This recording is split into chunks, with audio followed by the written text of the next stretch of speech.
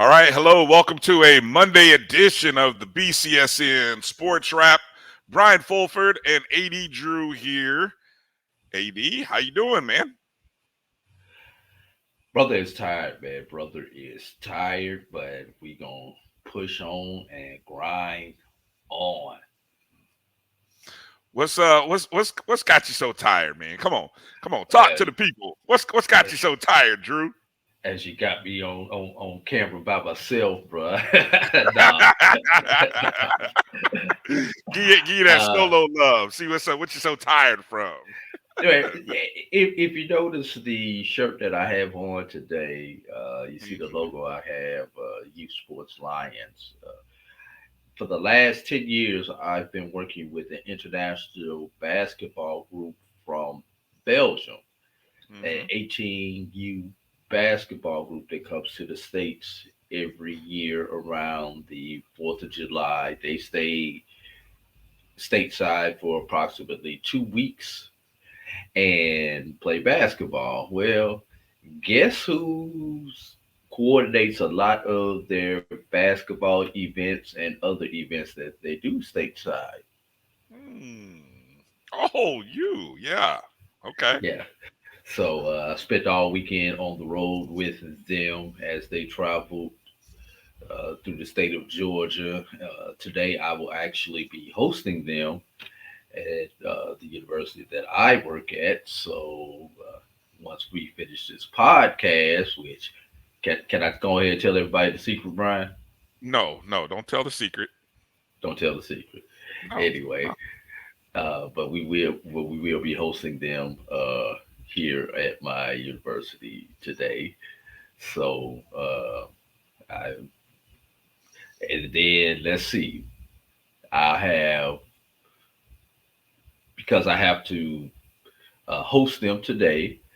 That means all the work that I would normally do on a Monday, I'll have to double up and get that done on Tuesday, in addition to all my Tuesday work, because Tuesday is just like meeting day around here. Everybody wants to meet on Tuesday for whatever reason. Of course, yes, because nobody wants to. Nobody should have a meeting on Monday. Meetings should be off limits on Monday. You know the old thing worse than a Monday meeting, Brian? A Friday meeting? As a Friday meeting. Exactly. But I do have a standing Friday meeting, Brian, at 8 a.m. For committee that I'm on. Yeah. Yeah. That guy we meet remotely, though. Yeah, I was going to say, at least it's not 3 o'clock in the afternoon on Friday. That's the worst one. No, we do read remotely, and I'm not going to lie to you, Brian, most of the people on that committee are at their house for that meeting. They may wind up in the office on Friday, but at 8 o'clock in the morning, most of the people are still at their house. I don't think anybody has logged in from their office, because I know what everybody's office looks like. Drinking coffee, half dressed, waist down. Yeah, exactly. No, camera off, bro. Yeah, exactly. So that means they in the bathrobes, barely dressed. Brian, I'm not gonna lie to you. There's been a couple of them where I've still been in the bed. I've got the phone in the bed. I've got my AirPods in, and I'm laying there watching. When it was Jay Will, Keyshawn and Max, but we gonna let that one go. Yeah. But getting back to my stretch that I'm in. Wednesday, we've got SIAC Media Day, and then I have to leave from SIAC Media Day and go to Charlotte on some personal business on Thursday, and then come back to South Georgia on Friday and pick up the grind again. So I'll be going probably until about Sunday, Brian, before I have a day to myself. You know, I should be enjoying my little bit of downtime, but I crave to stay busy. I really do. I crave to stay busy. So I mean, yes, the time spent catching up on let's see, what have I done? I've caught up on I'm getting caught up on season 7 of Fear of the Walking Dead. I finished the main The Walking Dead. I finished that earlier last month or maybe in May. And so they started a new series, so I got to catch up on that. I'm catching up on, I'm watching my Marvel stuff, my Secret Invasions. Also, if you have Amazon Prime, if you're a fan of Bryan, fan of the Jack Bryan story series, that's on Amazon Prime. Move your bike, Brian. Move your bike close to your mouth. All right, Amazon Prime. I think that's your headphone. If you're not hearing my volume, I think that's your headphone. But whatever. No, it had faded for a moment. Well, like I said, I'm just interested in catching up on stuff, and that's kind of what I've been doing. The Recruit on Netflix was a good little episode. I enjoyed watching. Let's see what else have I watched? Yeah, I'm just slowly catching up, man. But anyway, I do enjoy being busy. But I got to be generating something. I'm trying to find ways to generate revenue, and chasing money is the worst. Chasing money is the Yeah, worst. Spending money right. falls in like right behind chasing money. It's like chasing money You is chasing money bad. because you need to spend money. Right. Spending money falls in right behind. And so, yeah, it's, as I said, Yeah. I made an attempt to go shopping the other day. We were on the phone. That We're not gonna talk about the backstory on that. that didn't go well. Let's just say. So I don't know. I may try it again today. Who knows? But Yeah, yeah.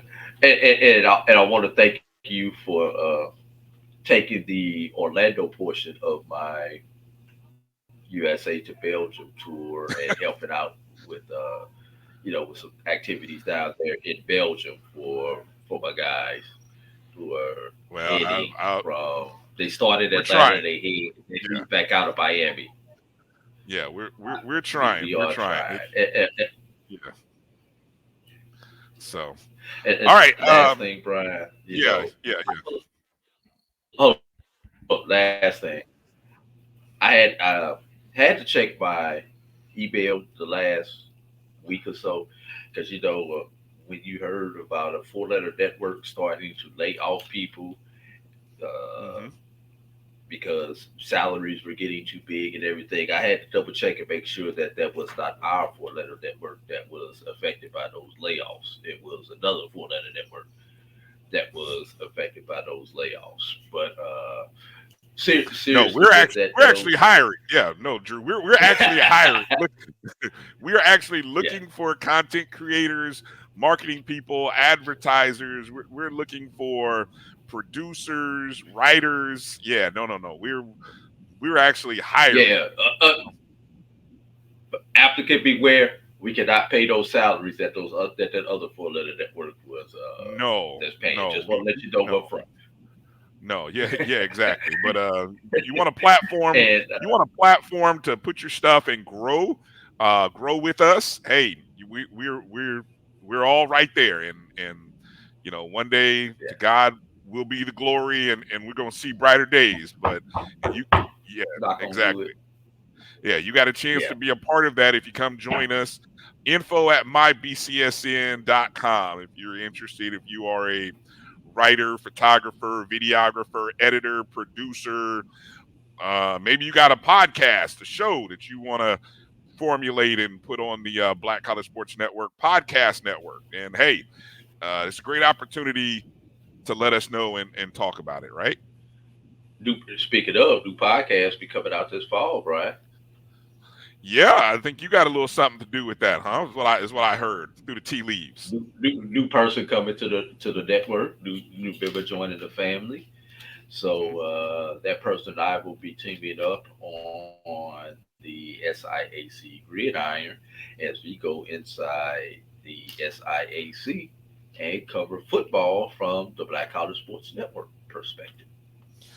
So now, if so, with that show covering the SIC, are you hoping to get a chance to talk to coaches on a regular, talk to players on a consistent basis, and not and now it's obviously SIC Gridiron. That's the name of the show, correct? So it's Yes, a primary SIC football show.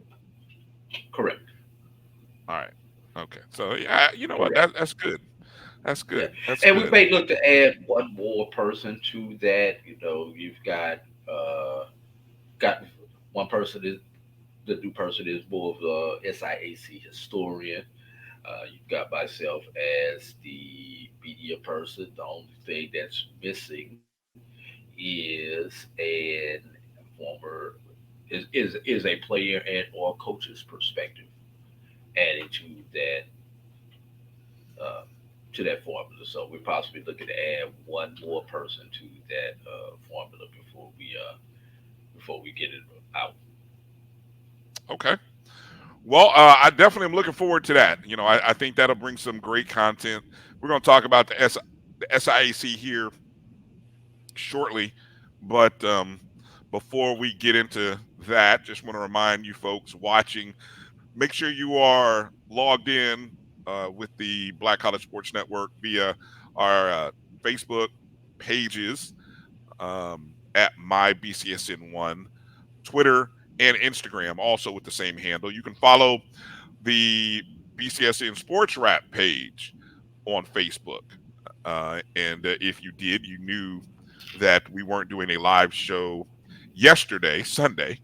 So you get a chance to get just some maybe tidbits, news, info from Drew and my perspective, a little bit different than the stuff on the network side, things that we see, things that we want to comment on. Of course, we always encourage you to download the Jericho Broadcast Networks app on the Google Play and Apple App Store. Just search MyJBN, MyBCSN. And then we'd love for you to be a part of the BCSN Pod Zone. That's everywhere you listen and download podcasts, Google Play, uh, Google Podcasts, Apple Podcasts, Spotify, Amazon Music, iHeartRadio, all of those places. Just search BCSN Pod Zone. And when you go, make sure you're subscribed, make sure you're getting notifications, make sure you rate and review it. That also helps the algorithms of what we're doing. So um, let's get into a few things, Drew. We're here for a good time, not a long time. So first up, we got the HBCU Swingman Classic, which happened over the weekend on Friday at T-Mobile Park in Seattle, home of the Major League Baseball All-Star Weekend, which is tomorrow, Tuesday. That's the actual All-Star game. But the weekend of festivities started on Friday with this Major League Baseball All-Star game. And of course, Ken Griffey Jr. was a major part of making this happen as he, along with Major League Baseball and MLB Youth Development Foundation, excuse me, let me make sure I get that right. The MLB PA, Players Association, Youth Development Foundation, were able to bring this event together, which we hope is an inaugural thing. This would be great if this happens every season. And I think it was very cool that in the inaugural year, not only did you have Ken Griffey, who I think, Drew, what's great about Ken Griffey being involved, he has a son, Tevin, who plays football at Florida A&M. So, I mean, obviously, Ken Griffey did not go to college in the normal sense that you, I, or maybe a college baseball player would. So this being an opportunity to sort of live through his child and really learn about HBCUs is really kind of been a great thing for us, those of us in the HBCU diaspora, because much like Deion Sanders, who entered into this space, having a superstar of Ken Griffey's ilk, who, I mean, internationally touches all societies, has contacts in many places, at many stops along his path. It really it really opens the door for HBCU baseball. And so the 51, I think, or 50 or 51 Division One players from um, all across the SWAC, well, I guess we could say no longer MEAC, but the NEC, the CAA, those the any Division One HBCU baseball player, I think all of them were represented in some form of fashion in this game on Friday night. Um, so I think this was a very good thing that was put together here. What are some of your thoughts and takeaways just on this game and this event? Well, obviously, you're right, Brian. Griffey did not have an opportunity to go to college as he was, I believe he was pro by the age of 19. He was actually in the league, drafted right out of high school. I believe he was a first round draft pick, if I remember that correctly. And also, speaking of junior, don't forget senior was also a participant in this game. Ken Griffey Sr., as he was one of the coaches in Right. the HBCU Swing Man Classic. And I don't believe Senior had opportunity to go to college as he had a early and very long career. And, and if you remember, those two actually hit a home run in the same game at the end of Senior's career and the beginning of Junior's career. Right. Hmm. A little bit off the subject, but on it, Brian. Did anyone in Major League Baseball have a sweeter swing than Ken Griffey hitting a home run, Brian? It was a very unique swing. I mean, it was, and the fact that he was a lefty, Left. right? Yes. Yeah, I don't think until Barry Lamar Bonds, because Bonds was a lefty too, wasn't he? Yes. Yeah, so it's just I don't know. It's always weird seeing. To me, it's always weird seeing left-handed home run hitters. I don't know, but because it looks so effortless for It Griffey. does. It's like a left-handed three-point shooter. The shot just looks so sweet. It It looks does. awkward, but it's sweet. Yeah, agreed. So Agreed. I don't think anyone had a better swing, especially on a home run than Griffey. But anyway, Brian, I unfortunately did not get an opportunity to watch the game because I had to be up early Saturday morning. That was one of those things that you tried to warn everybody about was that late start It was time. a 10:30 Eastern start, right? Yes, 7:30 Pacific time, but 10:30 Eastern. right. But I did happen to record it, so at some point in time this week I will go back and watch it, and not necessarily for the game itself, but the different stories that you hear the play-by-play and color commentator and the interviews that you hear throughout the game are about as priceless as the action is itself as we take a look at the highlights. But yeah, I hope this is something that goes on for a very long time with this Swingman Classic. Nice throw right there.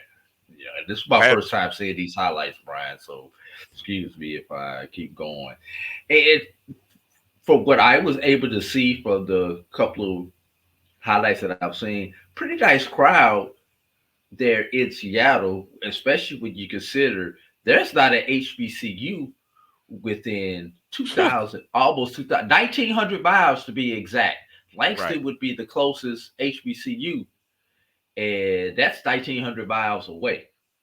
And the closest HBCU that had possible representation here was 2,300 miles away. And you can split the difference between UAPB and the Houston schools, that being you Pine, could have stopped. You could have just Prairie stopped and View said and Texas there's Southern. no Drew. You could have just stopped and said there's no HBCUs west of Mountain Pacific time, and just stop right there. I mean, HBCUs don't go into Mountain and Pacific time zones. Nothing west of the Rockies. Exactly, exactly. But yeah, but considering that, it's just amazing that look at this. I mean, that's we were at the well, you were at the game in Atlanta. I was at the game in Atlanta last year, which was obviously not an MLB event, but it was an all-star event of this level. And this looks like more people there in Seattle than we had in Atlanta. We know Atlanta is the hotbed and mecca of uh, HBCU alumni. Right. Um, I tell you, I did think the crowds were great. Great crowd, as you can see. And it further underscores this thought that I continue to have that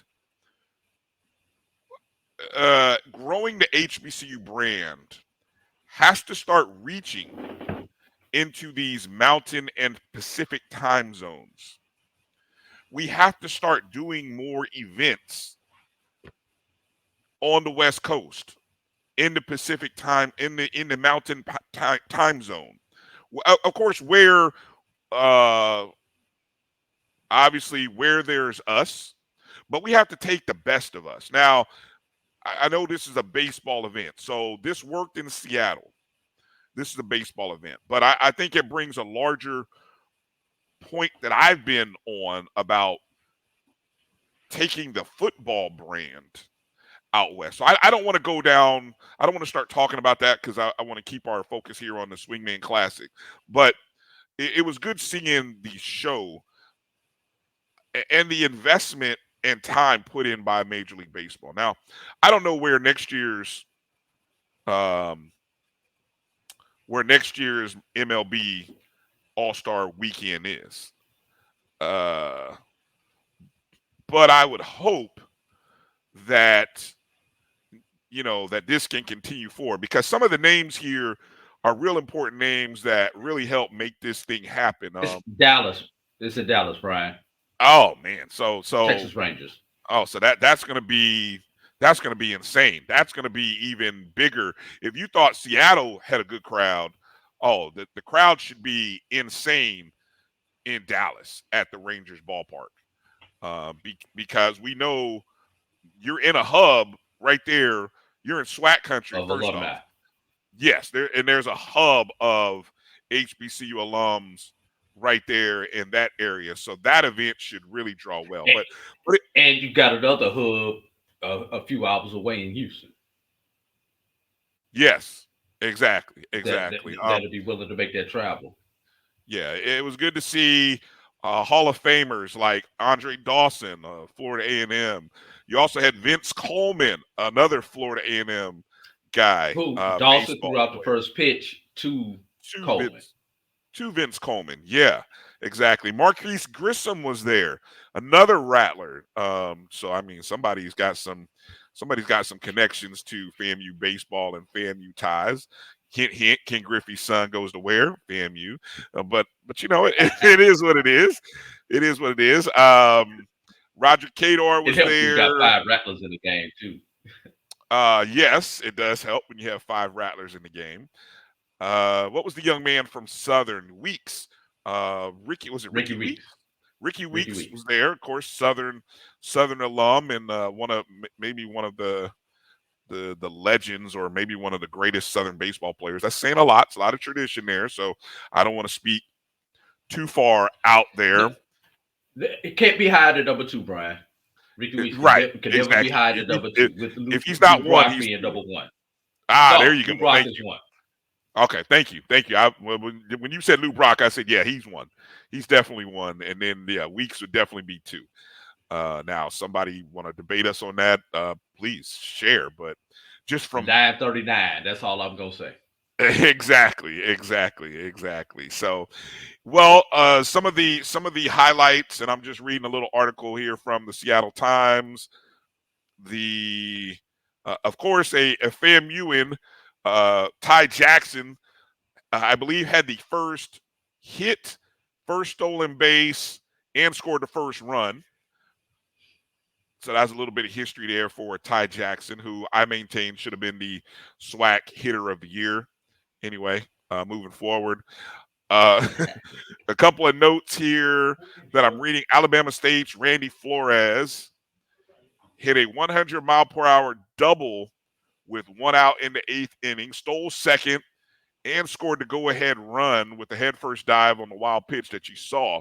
A game that was a pretty much a 3-0 lead that ended up getting tied up at 3, and then that wild pitch ended up taking the lead to 4. Texas Southern's Alexander Olivo drove in Southern's Jalen Armstrong with a sac fly that tied the score up for the National League, and that's how they divided the teams up, an American League and National League team. That was in the eighth inning. American League starter Xavier Meacham of North Carolina A&T threw 2 scoreless innings. Dalen Adderley of Texas Southern, who I believe Adderley was the SWAC hitter of the year, drove in 2 runs to help the AL build a 3-0 lead. So, there you go. Adderley, of course, doing what he does, and that's why he had one of the top averages in during the season, and why he earned that record, and he came through on the big stage. And so props to all of those guys who played. Now the question, Drew, moving forward from the Swingman Classic is, how many guys will get an opportunity to be drafted? And the Major League Baseball draft has like something like how many rounds? How many rounds are in the I know they've cut the number of rounds, which was held on yesterday, if I believe. started yesterday? Yeah. Yes. Yeah. Um, as I'm doing a quick little Google search here, it goes Sunday through Tuesday. There are 20 rounds.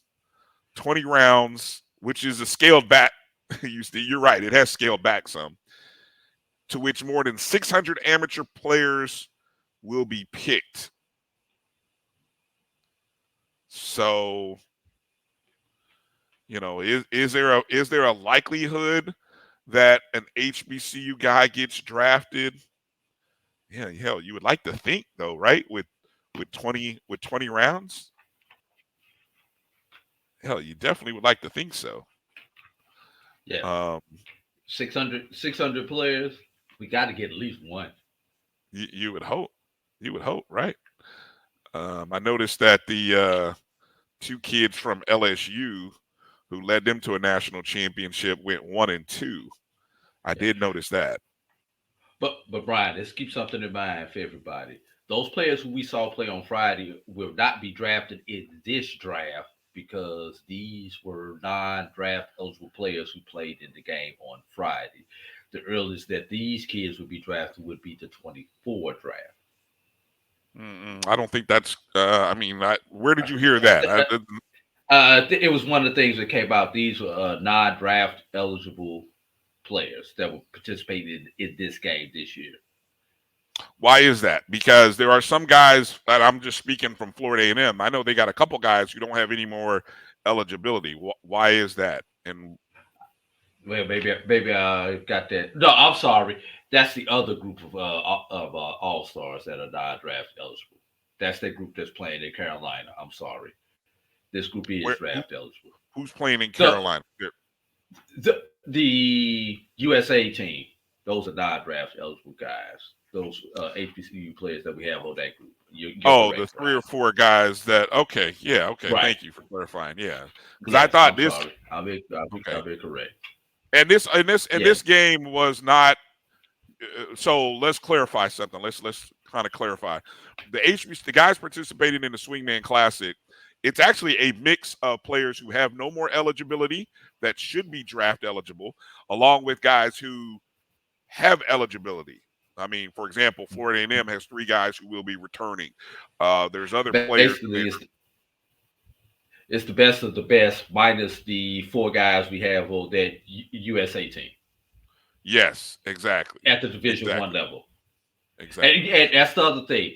This is all at the Division 1 level. There are Division 2 and NAIA players who are not represented in this classic who are just as good, if not better, than some of the kids who play in the Swingman Classic. And that's no disrespect to the 50 some odd guys who are in the Swingman Classic. But we do have another 2 levels of And let me players ask. out there, plus JUCOs. So I'll ask this to you then. Do you like this format that only focuses on Division 1, or do you think they should consider some of the better players or the best of the best from the Division 2 level? Well, that's kind of one thing that I like with our group. MVP Minority Baseball Prospects puts together their All Star Game, which was held in Gwinnett a couple of weeks ago. I believe that was the first week in June when their All Star Game was held. Does pick the from all levels of baseball, NAIA, Division 1 and Division 2. I don't know if they had any junior college players, but I do know there are some there are HBCU junior colleges, y'all. For those who do not know, there are 10 of them that participate in athletics. Don't ask me how many of them actually play baseball, though, Brian. But they do have that.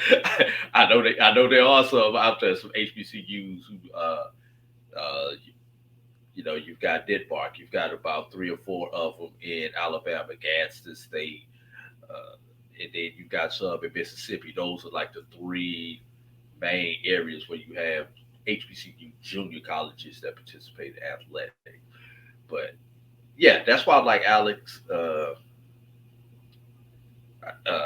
I got Alex's and Reggie's format because they actually pick a true all star, the best of the best. Some of these players participated in the MVP uh, game last month. Some of these players, and we'll just say it, were not good enough when you added those Division 2 and NAIA players into that game.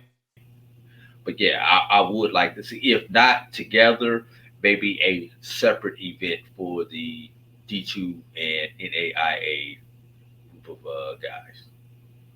And for anybody who's not familiar, MVP that Drew's talking about is Minority Baseball Prospects. You can find them at minoritybaseball.com. And so you can go to their site, and they recently started a softball And they're all-star game and they're last support, year as well. yeah, and they're supported by MLB also. So Exactly, exactly. So and just my personal opinion, I think MVP started their baseball All Star game 3 years ago.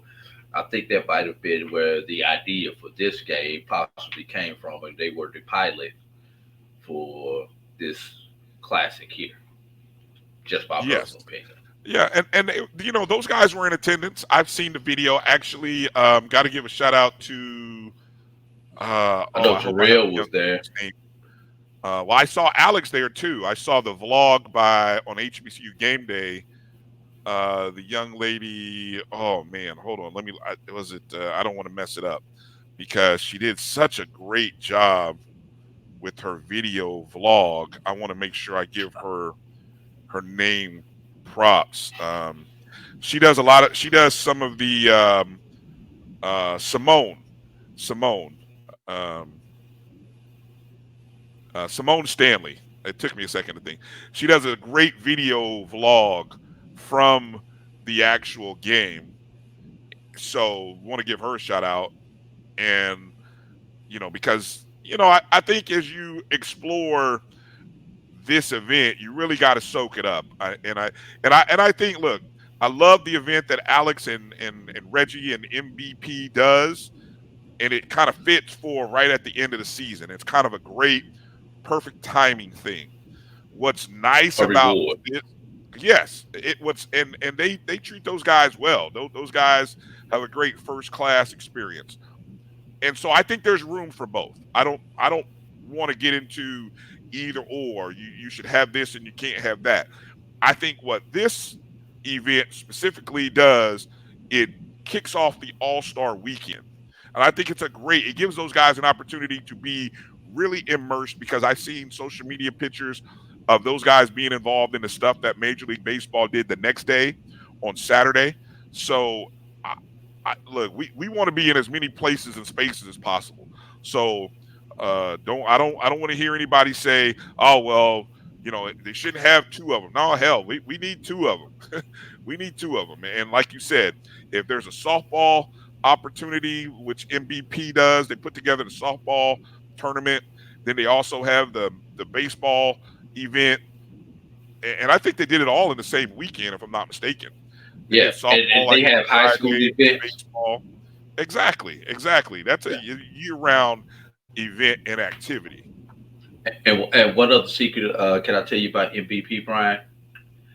Some of these kids are playing summer ball in the MVP leagues that they have because they have a summer league for these collegiate players. So some of these people who participated in this All Star event are playing in that MVP league right now. Great. So good publicity. You can do a search. HBCU Swingman Classic. There's, let's see. I was trying to see if there was a box score. I'm kind of one of those box score geeks, so I haven't seen anything like that. But I'm sure if somebody did a deep dive, it's out there somewhere. Maybe I don't know. They who knows. So anyway, let's close this segment. Any final thoughts there on HBCU baseball before we take a short break and come back on the other side, Drew? No, I think that about sums it up. Just how happy to see it was a successful event. Shout out to MLB Network for providing coverage of Yeah. this event as if it was appropriate coverage. They didn't cover it like it was a Major League Baseball game, but they did not poo-poo it either. They did a good mix of covering the actual game on the field while adding in the various storylines and interviews that you need in an all-star game to keep the fans engaged.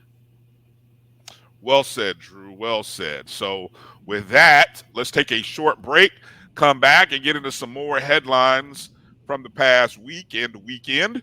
You're watching the BCSN Sports Wrap. Bryan and A.D. We'll be back in just a moment. If you think all pads are exactly the same, think again. This is Always Ultra Thins reinvented with the Always Triple Protection System. This pad wicks gushes 90% faster, absorbs even more so you can feel dry, and locks odors in. Rethink your pad for up to 100% leak-free and odor-free comfort with the totally reinvented Always Ultra Thins. This is always like never before. The Cuvée Group is a Florida-based marketing and training consulting firm. We help businesses communicate to their target audience and engage them in conversation. We also help to expand their audiences, which will ultimately result in growth for those organizations. In addition to being a certified constant contact specialist, my colleagues and I are also certified in John Maxwell Leadership Principles. We use these proven principles to conduct workshops, training, and private coaching sessions for individuals and companies looking to take things to the next level. Contact us to schedule a free consultation. Issues today, don't delay, call Cuvée.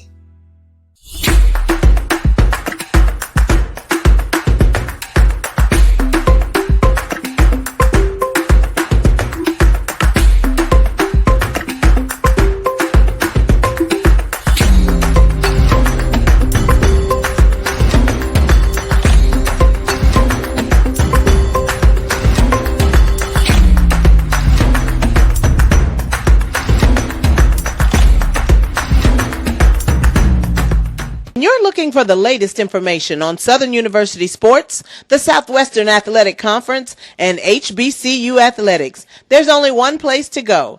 Tune in to The Carlos Brown Show, exclusively on the Black College Sports Network. T. Madden and Associates is a sophisticated and experienced law firm located in your neighborhood. We're turning injury to cash. T. Madden and Associates obtained almost $2 million for my injury. They turned my injury to cash. Now, we can't guarantee how much your injury is worth, but we've recovered millions for our clients. Call T. Madden and Associates at 833-PAID-123. That's 833-PAID-123.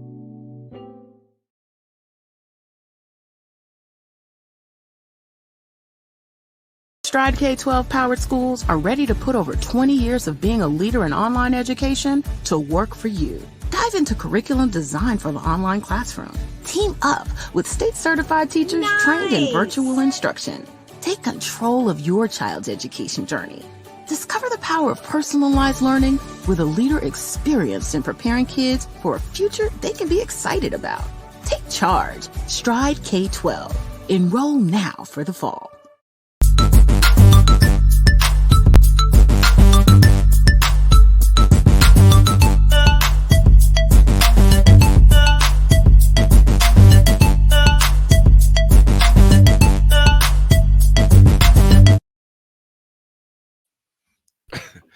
Hey, welcome back to the BCSN SportsWrap. Bryan and A.D here. All right. Anyway, I'll talk about this. Did I miss something? Not that you missed something, but I'm reading an article in the Tallahassee Democrat surrounding what we're talking about. And I love the fact that practically every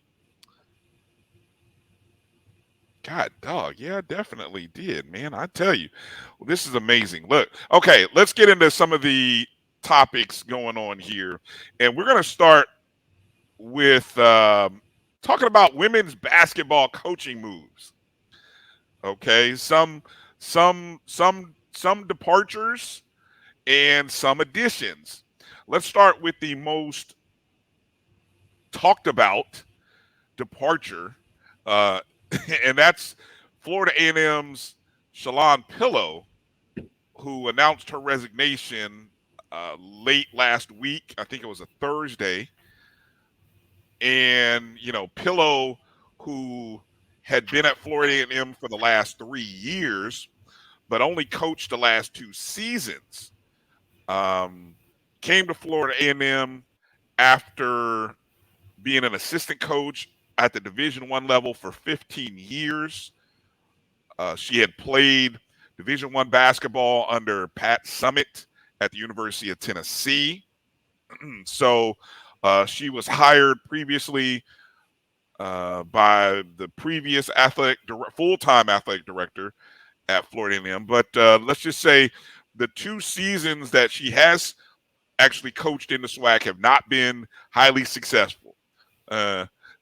She had an overall record of, I think, 9-40 something, went 4-14 in the SWAC in both seasons, and the one non-conference SWAC game that was won was against Georgia State this past season.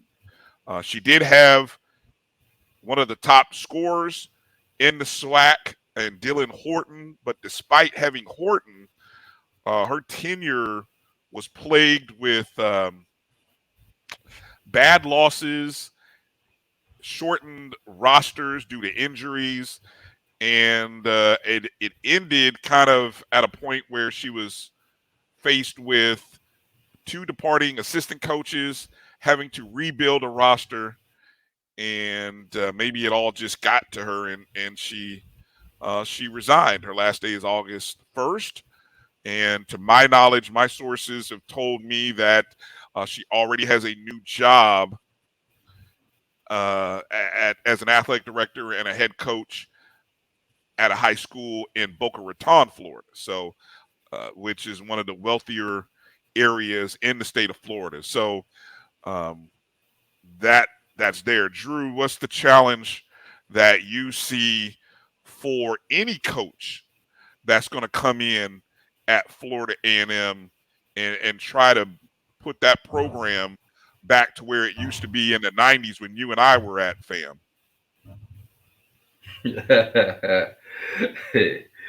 uh, it's going to take a total rebuild of the culture at Florida A&M, because let's be real, Brian, it wasn't good before Pillow got there. So it's not like she was doing good. I mean, the program was good and she ran it into the ground. The program has not been good for years at Florida A&M. So uh, let's just keep that. Let's keep that in mind. And I'm going back and I'm trying to search and see when was the last time that FAMU had a winning record. And I'm going back. Previous coach had a couple of win or some 500 seasons, or very close to 500 seasons. I'm trying to find one. I mean, I I'll think you go got to back go to back to like 2016. The 16, last time, 17. 16 is the last time FAMU won double digits, where they went 12 and 18. Last winning record was 15-16, when they went 15 and 14. And Right, there Brian, you you talk about those 9 wins that she had overall. go. Hmm. Brian, let's keep in mind, a couple of those were over Division 2 opponents during her tenure. Well, you know what, Drew? Those aren't even counted, because I'm gonna be perfectly honest. She was 4-14 in the SWAC, if I'm reading the numbers right. That's right. Um, Division 2s are not counted in basketball. yeah, yeah. So Now she beat yeah, it. She beat her team beat a very good Tuskegee team this past year, but again, that being should not Division have Two. beaten should not have beaten that Tuskegee team. And I'm not saying that because I'm a Tuskegee alum. You know You that were there. game You were there for was that game, weren't Tuskegee. you? That game was Tuskegee's to win, and Tuskegee gave it away at the last moment. I believe that game went to overtime, if memory It did. serves me correct, It Brian. did go to Yeah. overtime. Yep. Yes, Tuskegee had an opportunity to win that game in regulation, and FAMU just outlasted them in overtime. But not on. It's going to take an investment, and it's going to take an investment from the administration into the women's basketball program. First of all, uh, I understand some of the challenges that the men's and the women's basketball program have at Tuskegee. I do not understand You the mean Florida why A&M? You of mean the Florida A&M? challenges. I mean, at Florida A&M. I'm sorry, at Gotcha. Florida A&M, and I go back to my time at Tuskegee to kind of put these things together. Florida Right. A&M basketball practices in the Lawson Center, which is an educational building. So they do not have 100% access, full access to the building between the two programs. So the getting shots up late at night between classes, early mornings, blah blah blah blah blah, because you do not, because that is not your facility. Even though you play and practice at that facility, that is not your facility. You really have no control over that facility. You get scheduled like everything else, PE classes, concerts, convocations, whatever. You seem to come secondary in that facility. So I understand that challenge, had a very similar challenge during my coaching days at Tuskegee with the James Center, where we had to deal with all of that stuff. Plus, the building was actually an ROTC building. that just happened to have a gym in it. So ROTC could kick everybody out, and there was nothing that anybody on the university could do because technically it was a government funded building, and I mean federal government because it was a ROTC building. So I understand those challenges. And then at that time, there was not a secondary facility. There were many days that we had to go to a high school gym where there were other events going on, such as homecoming. Homecoming week, we automatically knew we were going to be at high school at somebody's high school for a whole week.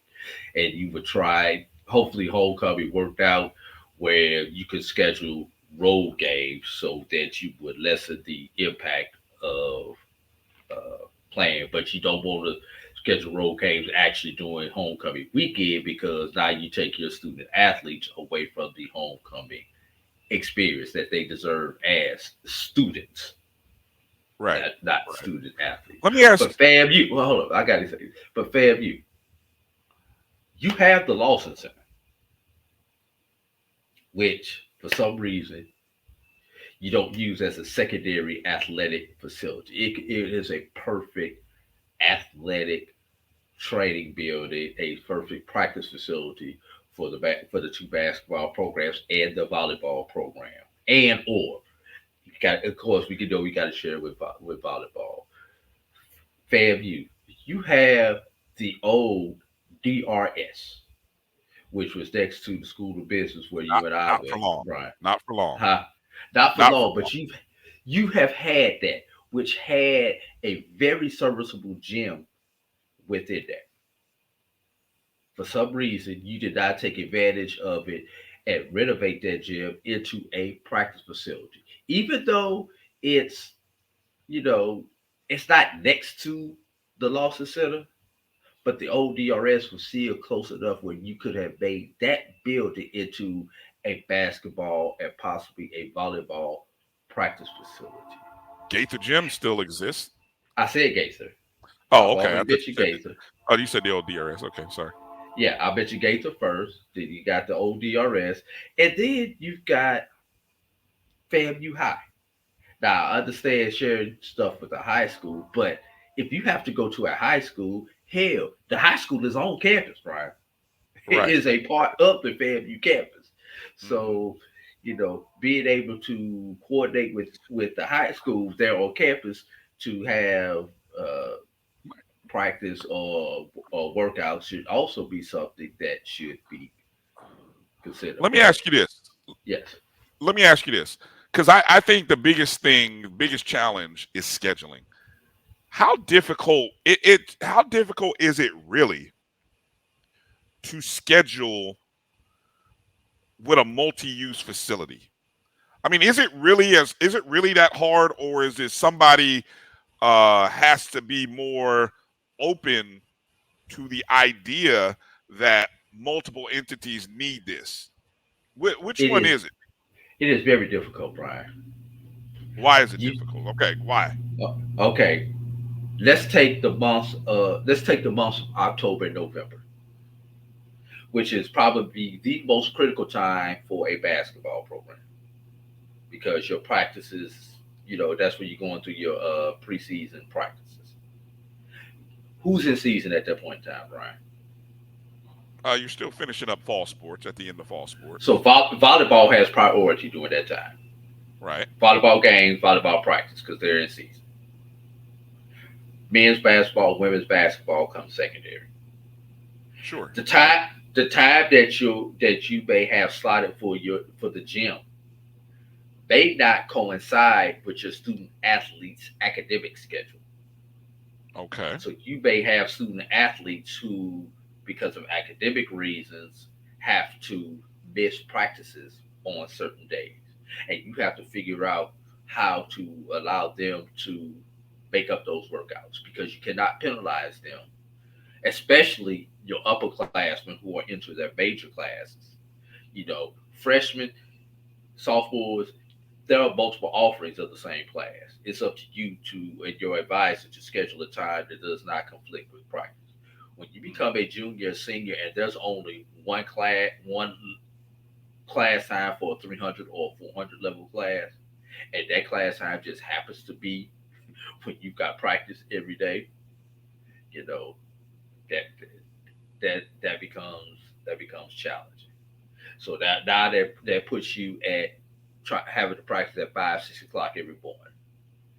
But both teams can go at 5 o'clock in the morning, Brian.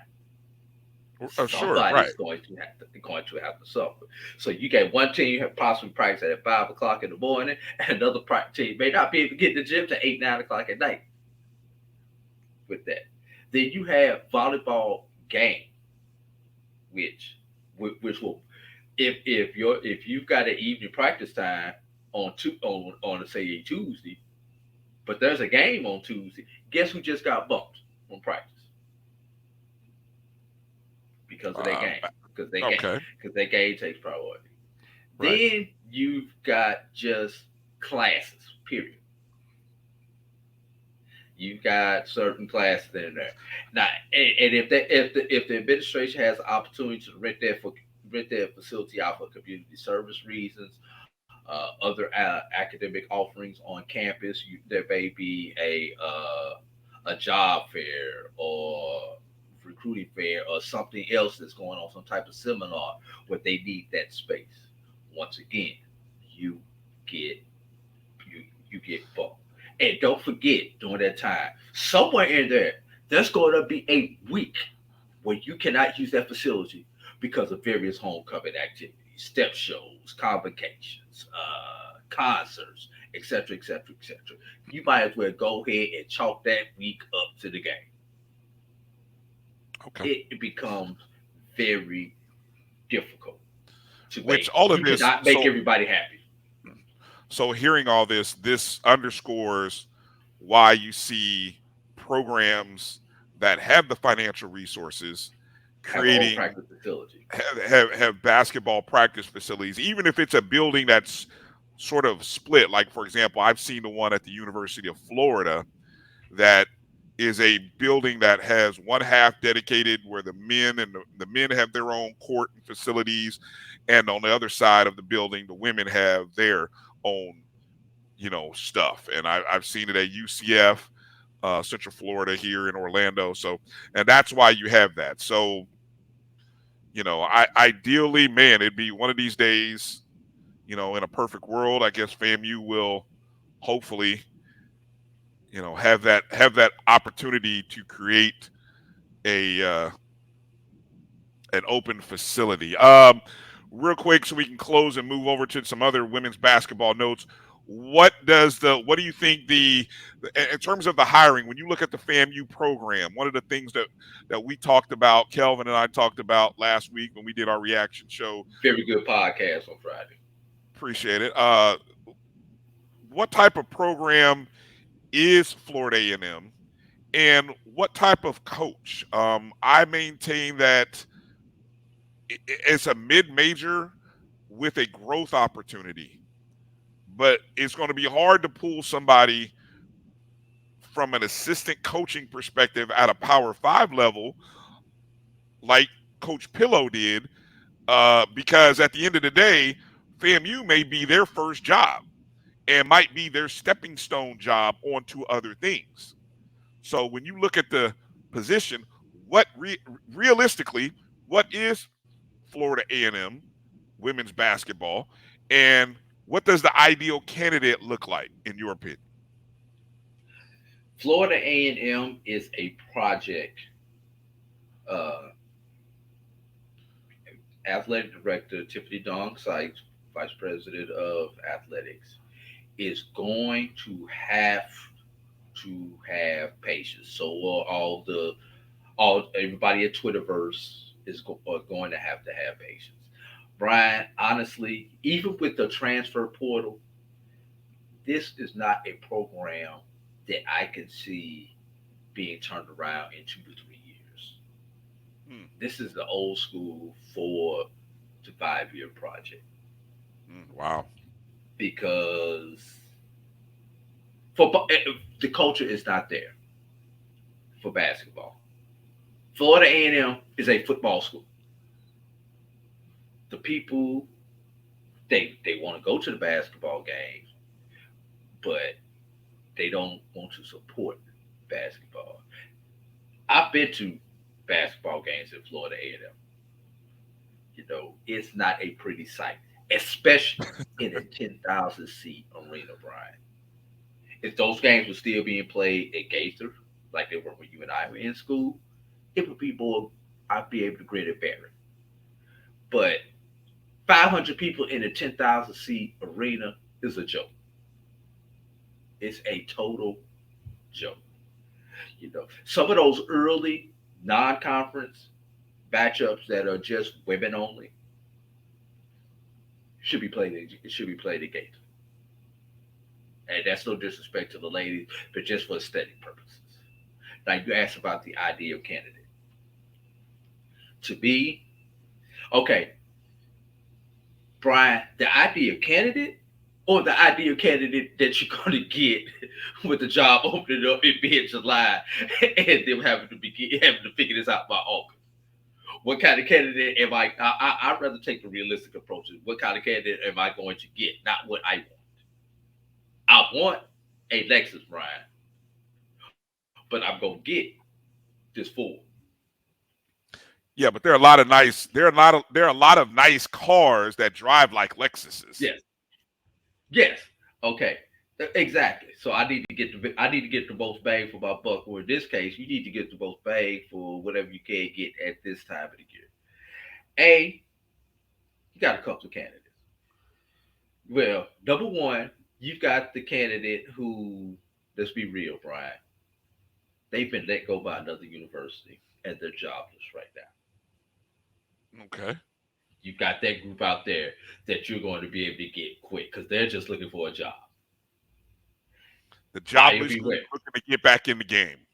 Yeah, a retread. That's the best way to put it. You've got your classic retread. Okay. You see it in the NFL and the NBA all the time. Mm-hmm. You've got a retread coach. But, Brian, there's a reason they're a retread. Mm. So, if we're going to take a retread candidate, we're going to have to figure out how to surround them with the best possible staff around. And that's the other thing. Even if you get a good coach right now, you still got to find 2 assistants about 2 weeks later, Brian. At least 2, right. Number one, whoever this is, you've got to allow them to come in and hire their assistants. Because there are no assistants on staff. There are no assistants on staff right now. Yeah. None. Don't hire a coach and then say, I've already hired your assistant and the next assistant. You set them up for failure. Even though those assistants may be good, that person's going to have total control given everything that's going on right now. Next thing you've got, you're not going to get a Power 5 coach. You're probably not at this point in time even going to get a mid-major or a low-major assistant. You're not going to get anybody with a head coaching job right now, everybody. Not on the Division I level. What you may find is an NAIA or D2 coach. Okay. Who may want to take it. Of course, that leaves that institution in a bind. Yes. But realistically, you're probably going to get a D2 or NAIA assistant who has NCAA experience. An assistant? Right now. Wow. Okay. An assistant. I don't think anybody who's a current head coach would take this job under these circumstances unless they taking it for the bag, Brian. It's been reported Pillow made $100K. Now, right. You're not going to get $100K in anybody's D2. You're not going to get $100K at anybody's NAIA. So, yeah, you're taking it for the bag. At that point, if you're a current head coach at a D2.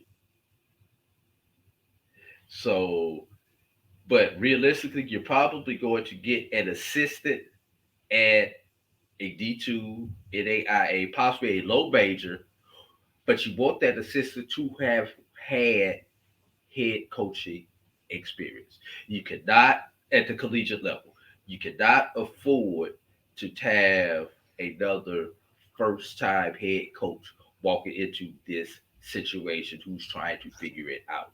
You've got to have somebody who has head coaching experience, may not have had the best situation in the previous head coaching experience, but has gotten under somebody else's tutelage and has learned some different things that they can bring into their next head coaching job.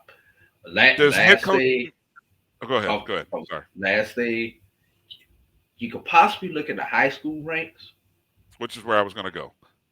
but that high school coach, once again, needs to have come from this level at some point in time in their career. What if they Be played it, at this? What if they played Division One and then were a high school coach for the last several years? and I know who you're talking about. Well, there's a couple of Who candidates that fall you, under that. Yeah, there's a couple of people I that fall know under I know one of them, and one of them is on the hill in in a different capacity. But the without that head coaching experience at the collegiate level, because it is a different game, especially with NIL and the transfer portal. If you give it to a person like that, that person in the interview is going to have to be able to prove to me that they can go and get that number one assistant who has that collegiate experience to make up the difference for the experience that they don't have at this point in time. Coach, let me tell you something from an administrative point, Brian. Being a head coach at the college level, NAIA, D2, NCAA, it's not about X's and O's, Brian. Hell, you and I are good candidates because we know the X's and O's of the game. It's about all the other stuff. Can you manage your people? Can you get people in? Can you go? Can you recruit? Can you deal with the fundraising, Brian? Can you deal with the community portion of one of the knocks on Coach Pillar was she was not in the community enough. Mm-hmm. Can you deal with those type things? Can you do you have that personality when you go to these live events where people gravitate to you and want to come to your university? We know the university speaks for itself, but the program does not speak for the university right now, Brian. All right. Well, hey, good thoughts. You guys, I'm sure if you're interested in more thoughts about that position, make sure to tune in to Wednesday nights, the ONG Strike Zone, where myself, Kelvin Rozier, Marcus Green get into the woods about all things FAMU athletics related to FAMU athletics. I sent you a link to a very interesting article in the Tallahassee Democrat, our good friend Gerald Thomas, highlighting many of the names that we talked about on Friday's podcast. So any of you looking for Was Gerald listening, or was this Gerald's listening dependent? no, he was definitely listening. He was definitely listening, and that's great. That's great. We put out that, and that was the whole purpose of that show, is to put candidates out there. And so it's good to see that the newspaper picked up on it. And so now it's now in print as well. But you can go back and listen to that show on the BCSN Pod Zone, everywhere you listen to podcasts, Spotify, Amazon Music, Apple, Google, iHeartRadio as well. A couple other women's basketball notes across the wire. This from HBCU Sports. Kentucky State is looking for a new head coach. As just last week, their head women's basketball coach, Terrence Slater, stepped down from his post to become a coach at a Division I school. Slater had been at Kentucky State since 2014 as an assistant under Serena King Coleman. And he is now headed to Western Michigan University as an associate head coach. During the time that Slater was the head coach for 7 seasons at Kentucky State, He had a 61 and 79 record overall win-loss record. Now, what's kind of interesting, Drew, he'd been there for 7 seasons. Back in 2018, which 5 years ago, he was placed on an administrative leave after he was accused of injuring a player during a team practice drill. So it's kind of good for Coach Slater, or I guess it he recovered from that and went on to have some more seasons under his belt. Usually, if I'm doing the math here, that would have occurred probably 2 or 3 years into his tenure. So, it's you don't sometimes recover from that, do you, Drew? When you get accused of injuring a player and you get placed on administrative leave, it's rare that you recover from that, but he did. And so after his time there, he will be joining the Western Michigan staff from Kentucky State. So I thought I'd mention that. And then one other news nugget regarding women's basketball, and that is Florida Memorial has named an interim women's basketball coach. Now I will say this: I'm hoping this is not what Florida A&M does. So, but anyway, Florida Memorial announced Thursday that Rod Woods will be the interim head women's basketball coach at Florida Memorial. He has over 21 years of experience coaching women's basketball at various levels, including junior college and NCAA Division I. So he most recently served as the head coach at Barry University in Miami Shores, where he had a 14-15 record and led that team to a Sunshine State Conference tournament. So that's Division II. Of course, Florida Memorial is an NAIA school. What interim coach, Drew? Why interim and not the full time? I know we're going to step in the shoes of athletic director Jason Horn here down there, but what do you think? What in your knowledge and your background, why interim and not the full-time job? Is it contracts, financial? What might it be? I'm just curious about, usually an interim is somebody from internal. Correct. Now, was she internal? Rod Woods. Say it again. No, Rod Woods. He was not. And remember, Coach Stanback left Florida Memorial. Right. Which is going to my point. Usually, a interim is an internal candidate, is an internal person. Right. Who you got. You don't have enough time to bring in somebody to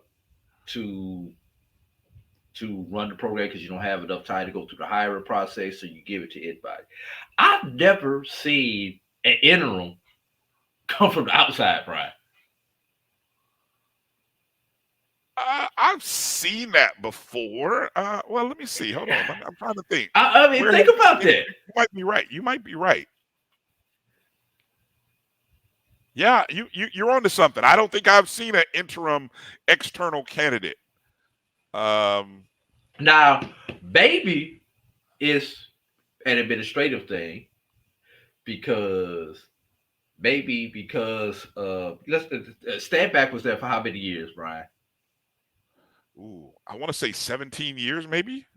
Okay, maybe they still got Stanback on the books and paying him out because of those 17 years. So maybe you cannot name a full-time head coach from a HR and technical point until you finish paying him out. Ah, okay. That would be the only reason why I would see that the interim tag would be added at this point in time, Brian. Okay. All right. Well, I mean, that's I'll give you that. That's I'll give you that. I'll give you that. That's a good one. That's Other a than good one. that, like I say, you don't see somebody from the outside being coming in and accepting a job as an interim. Okay.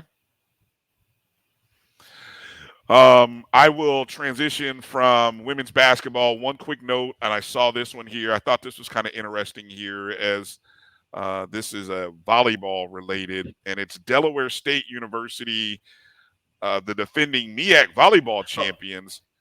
Brian, before you go to that, can I throw this in right quick? Just Sure. quickly. Add Greg Stab back to your list. Remember that I said that they're out of work, just retired coach? Add that to your FAMU list. Okay, that's a good one. That's a good one. Okay. Okay. Just thought about that when we mentioned this interim at Florida Memorial. I've got a contact with somebody. Well, obviously we've got a contact with. I got to reach out to Coach Stanback and say, Coach Stanback, would you be interested if you put your name in? It's just Brian. Like, yeah, he just retired. And I don't think he's. So he would be done, somebody. I don't think he's done. I don't think he's done with coaching. I think, and he's not that old as far as retired. I think he just had to got too many years at that one place. It was time to move on. I think he had made his mark at Florida Memorial. And he's a winner. He is a winner. Definitely a winner. That's what I was going to say. You talk about somebody who's a winner. That's what I know my guy Kelvin Rozier talked about that, is he wanted a winner. Gregory Stanback is a winner. Recruited good players and is a winner. So, okay. He's got. I like that. You got me excited about the position. Now that's somebody who should be at the top of the list if he's interested. I can't argue against that. I can't argue against that. Not at all. Okay. You got me excited. I gotta draft a new candidate list. I'm just putting names out there because when we do the show Wednesday, we got to add on to the list of names because I want all of these people to be Make sure considered. you give me credit on that one. No, I will give you credit. I will totally give you credit for that one. Give you credit. Okay, let me get to the Delaware State story, and then we'll take a short break here. Delaware State University, which won the MEAC volleyball championship for the first time in 37 seasons, will go into 2023 with a new head coach. This story from HBCUsports.com. David Brooks, who led Elizabeth City State to the CIAA championship and its first NCAA Division II tournament appearance in 13 seasons last fall, will now be the head coach at Delaware State. That was announced last Monday. And Brooks will replace Bruce Atkinson, who led Delaware State to their title. Atkinson accepted the head volleyball coaching position at Eastern Tennessee State University. Not Tennessee State, but Eastern Tennessee State, ETSU, in May. Brooks will take over a Vikings program. Brooks took over the Vikings program that had gone, listen to this, 25-119 in the 6 seasons prior. And he turned them into winners, finishing 2021 with a 27-6 record. Then they went 26-9 last year, defeating top seed Shaw in 4 sets to win the CIAA tournament crown. Delaware State, they were 24-7 last year, won their first MEAC championship since 1986, defeated North Carolina Central, Howard, and Coppin State on the route. That is some good stuff. A quote from Delaware State Athletic Director Alicia Shields Gadsden. This is Brooks sharing a statement where he thanked the athletic director and the entire search committee for their belief in him to lead the Hornets volleyball program. He says, from the moment I stepped on campus, I felt at home, and I'm excited to get to work with such a talented group of student athletes to build champion volleyball players, champion scholars, and champion citizens. So again, that's not bad. That's what you call up. That's upgrading in the right direction, Drew. When you go from having a championship coach to finding and hiring a championship coach, that's a win. That's a win. All right, let's take a short break. Come back. I got to talk about a few minutes about this Northwestern University football scandal and how it is eerily similar to a story involving an HBCU football program just a year prior. And I wonder if the media coverage, or why the media coverage is so drastically different. We'll talk about that on the other side. You're watching the BCSN Sports Wrap. We'll be back in just a moment. Supermarket sushi, really? No. Wait, Troy, you work here? I'm never not working. Like Head & Shoulders Scalp Shield technology, up to 100% dandruff protection, even between washes. Never not working, huh? Oh, Troy, you're such a good teacher. Yeah, I know. Never not working. Never not working. Never ever not working. Are you serious? Never not working. Dandruff protection that's never not working. Head & Shoulders Scalp Shield technology. The human voice has always connected audiences with experiences. Major brands all across America have trusted Kever's voice time and time again. Conversational, powerhouse, intelligent, and sincere. That's the voice you need for your creative marketing process. KEAVERSVOICE.com. Kever's Voice, Kever's Voice, KeversVoice.com. Always on, all the time.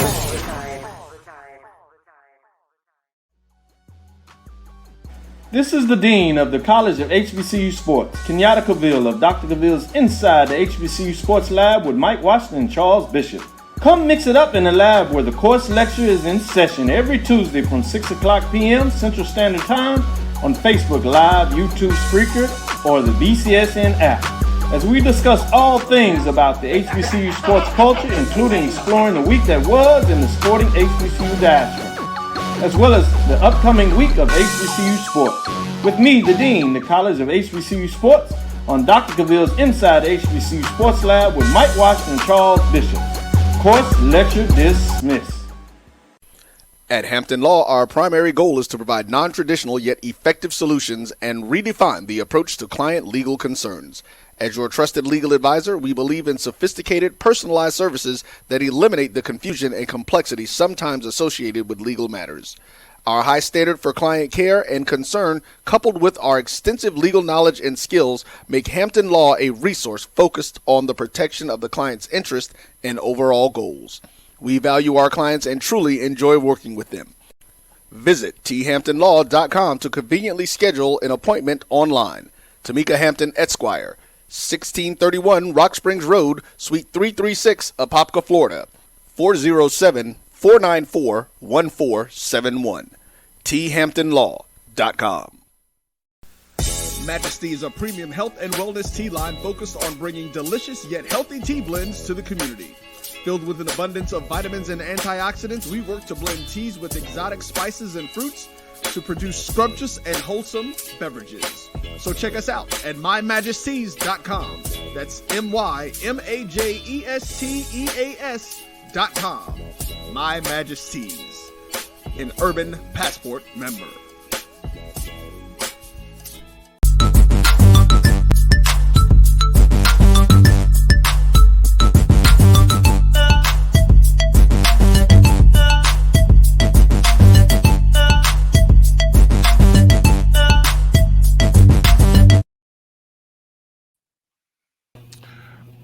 All right, welcome back to the BCSN Sports Wrap. Bryan and A.D here.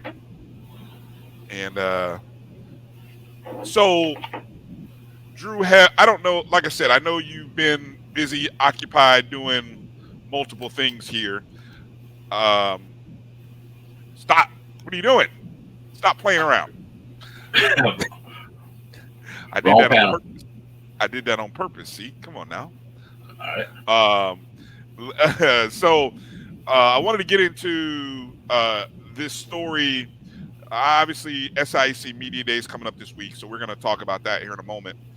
But I gotta start this segment by talking about the recent allegations, which were first reported by the Daily Northwestern, which is Northwestern and Evanston's only daily news source. This is a student-ran newspaper, right? Student news. I believe this is, so a report came out that former Northwestern University football players detailed hazing allegations after coach Pat Fitzgerald was suspended, and he was suspended initially for 2 weeks. Okay. Um, so they have went about getting two particular players on the record who gave very detailed information. The former Northwestern player told the Daily some of the hazing conduct investigated by the university. So the university did this whole investigation in which it involved coerced sexual acts, in which a second player confirmed the details. Now, that's 101 of journalism, Drew, right? When you get some information, you want to try to verify it with a second source if possible. Preferably 3. But if you can get a second, at least, 3 is great. If you got to go with 2, you got to go with 2. Okay. Yes. And so all I'm gonna tell you is just if you can go search Northwestern football, and you can see or hear and read the stuff. I read the article. This is some depraved, sick-ish that was going on at Northwestern.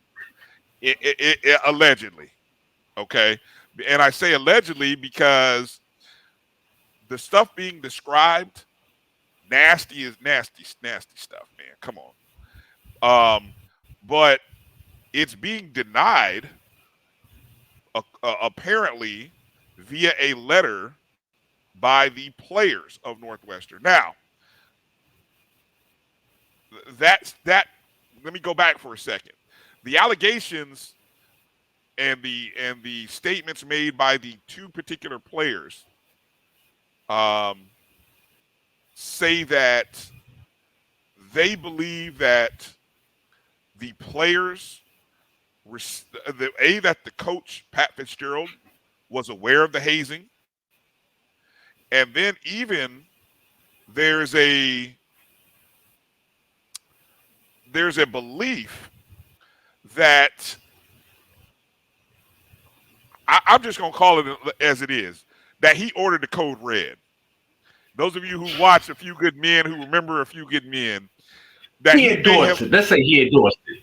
Well, he may have ordered a code red because there's a thing that is brought up in this article that players do when a freshman should get run. I mean, they got this nasty names for this stuff, dog. This, run somebody, really? But anyway, they have this gesture that they make when it's time for somebody to get assaulted, pretty much. And they say that this is a gesture that Fitzgerald has made on the sidelines in games, especially when a player has not performed well or made a mistake. So, I mean, it's like, wait a minute, are you alleging, and I'm reading this article, Drew, and I'm like, wait a minute, are you alleging that the coach is giving a signal? Like, hey, that guy is he's supposed to get run? So are you saying that he ordered the code red? I want to see, I think online, get somebody to illustrate this and say, wait a minute, show me some proof. If you're alleging that coach is code red, what does that look like? There's evidence of this. Because this is what the case title. That's anyway, all that said, the player or issuing statement Check your mic. Check your mic, Bryan.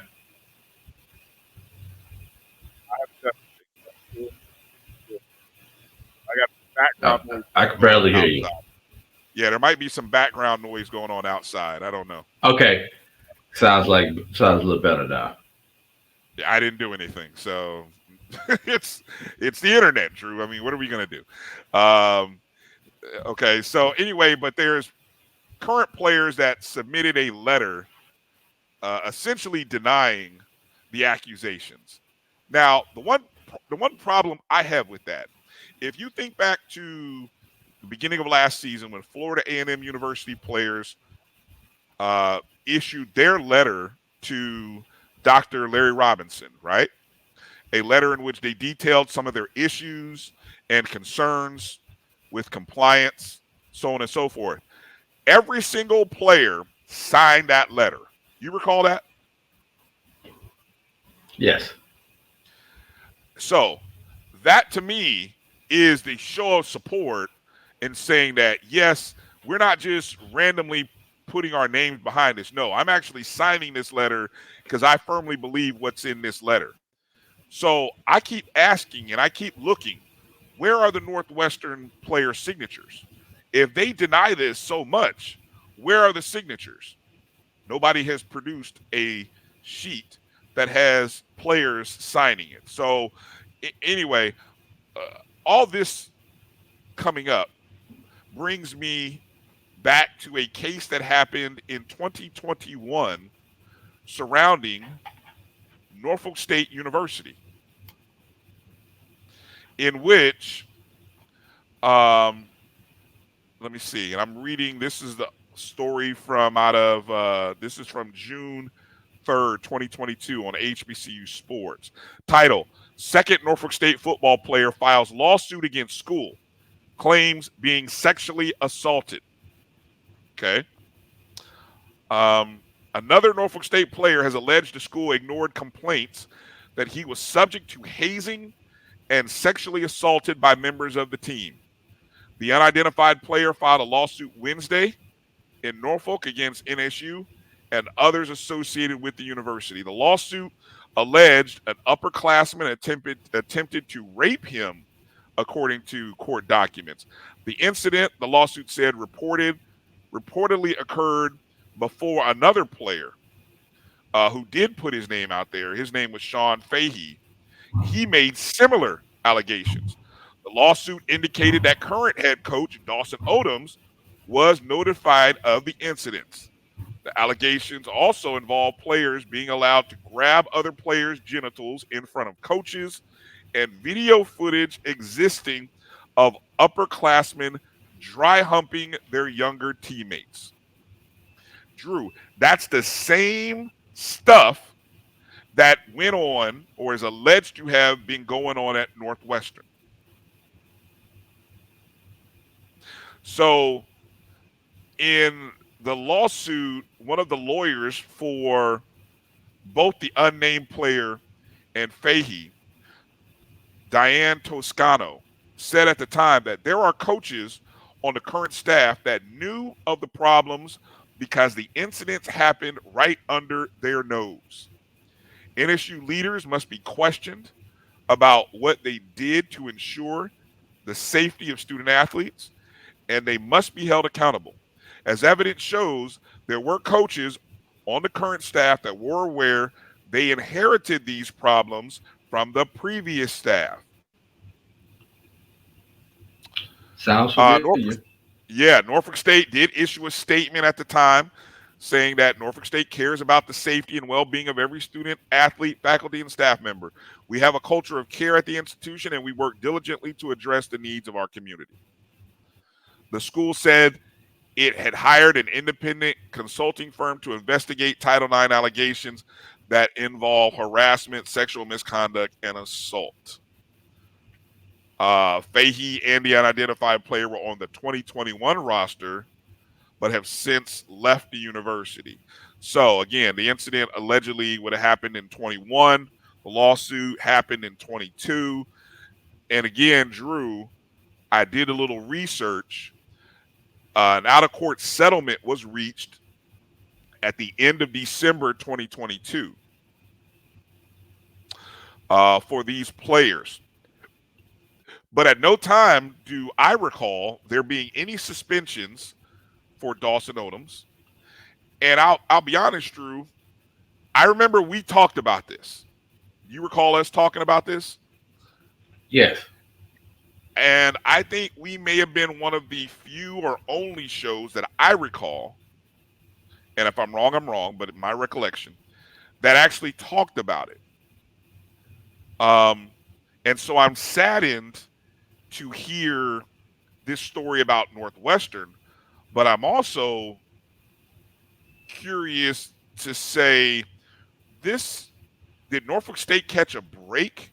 Did we or did media give Norfolk State a pass? Why wasn't with the and I'm going to say this because there's a lot of money floating around Northwestern University. They are a Big Ten school, Power 5 school, so they draw more eyes and more headline. But does that devalue the situation? It should not. Whether it happened at an HBCU or whether it happened at a Big Ten school, sounds like the same ish was going on.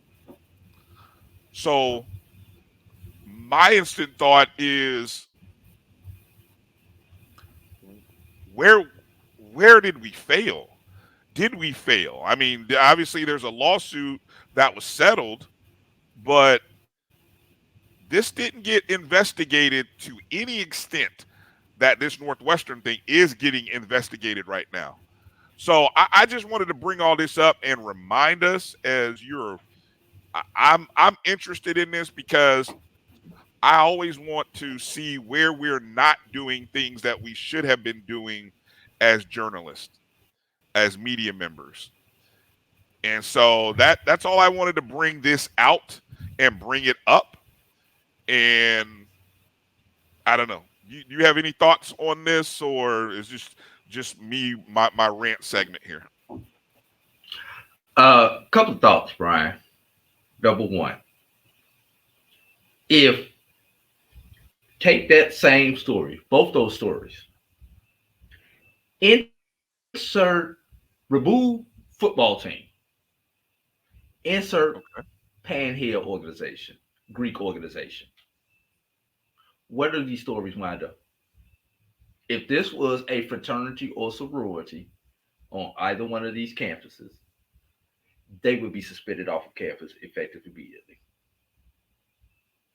Yeah. But you can't do that with the football team. Why? A lot of money involved. A lot of money. That's your cash cow. Yes. That is your cash cow. Number two, you talk about it not getting the traction at Norfolk and getting the traction at a Northwestern. Brian, what is one of the things that Northwestern is famous for? Which school? Say that part again. Which is one of the schools that Northwestern is famous for? The school of what? Oh, yeah, the school of journalism, communications, if I'm not mistaken. Yeah. So if anybody knew how to get this story out and to get it investigated properly and to get some legs, you're talking one of the best schools in the nation at journalism, Brian. This is a perfect case of they created a monster as far as the journalists. And I'm not saying that in a negative sense. So you had one of the top journalism schools doing an investigative reporting. Somebody was paying attention to class, Brian. Someone was paying attention in class and was able to put those skills together, or the group of individuals who put their skills together to get the story out, get it to the right people so that this thing gained traction. That did not happen, in my opinion, in the Norfolk State case. We may have been, it was reported by some, someone there locally. May have been one of the few people, like you said, Brian, to actually pick up this story and to talk about it. And there were, remember, there was a debate amongst us here at the Black College Sports Network about how much traction do we give this because it is shedding such a negative light on one of our HBCUs. Mm-hmm. And we, you walk the fine line between getting a story out because you have to, but you don't want to make our HBCUs look bad because to the non HBCU media, the it words over there effing up again. That's what it looks like. That's what it looks like. So with our stories, we have to tread a little bit more lightly. And I'll take this back to another one. And this is one that we broke here on through the Black College Sports Network. You remember the Florida Memorial incident that we broke during COVID. Mm-hmm. And the results of that. And you remember the debates that we had internally about what we put out, what we don't put out. And these debates you have anyway because you have to protect your sources because there's certain information if even though you got it from a credible source, if you don't get it, if you can't verify it by two or three people, you literally single out that person, even though you don't call them by name, by putting that piece of information out because the people on the other end who read it know that that information only came from one person, could have come from one person. So, but remember the debate and how long we sat on that before we put it out, and we put it out fairly quickly, but we did it, we wrote it, we sat on it a couple of days, we went back and looked at it again.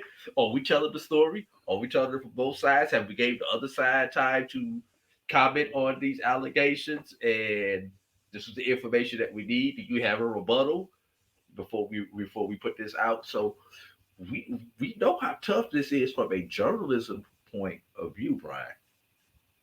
So and going back to our Monica, we don't want to be first, we want to be right. And in this case, not only were we first, but we were right with it. So it's tough.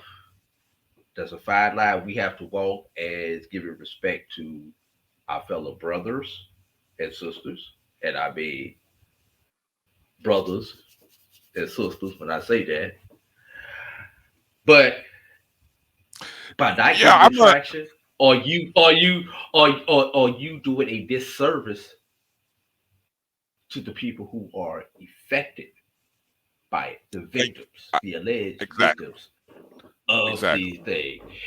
And it is tough. And even when you get that out for the victims, are they living this again? Are they going through the trauma of this experience again by seeing it in the headlines and knowing it's in the headlines and being persecuted?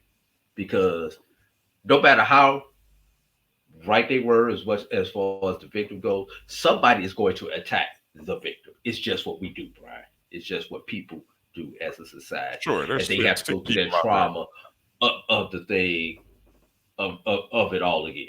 So very fine line. I feel sorry for the people who are the alleged victims in this. I also feel sorry for the people who are the alleged perpetrators of this thing, because that's some sick ass. Anyway, well, I don't have any sympathy if they what happened to making the freshmen carry the bags, Brian? What happened to the freshmen having to get up and sing a song in the cafeteria as part of their freshman initiation? What happened to simple hazing stuff? No, we don't have to get physical with this. Why do you think sororities and fraternities, and I'm supposed to be your brother. They're bullies. You just played with. You just tried to touch my genitals, but I'm supposed to block for you on Saturday. Oops! See, missed that I block. got a, Play with me I got a again. problem. I got a problem. I'm not standing up for the bullies of a locker room. And but what's more disappointing and what should be, you talk about having, and I don't know if you're saying you're having empathy for the alleged people in this situation. How about all the people who stood around and let it happen and didn't say anything or do anything to stop it? Because there are more of them than the people who actually allegedly committed the acts or the people who were subject to the acts. There were more bystanders than anything. And those are the people who are, I would be just as, and look, we as educators, we are teachers. And if We anything, mandatory reporters, Brian. we have to report and protect those who cannot protect themselves. So if you're in a locker room and you are watching this happen, and at one point you may say, hey, that's funny.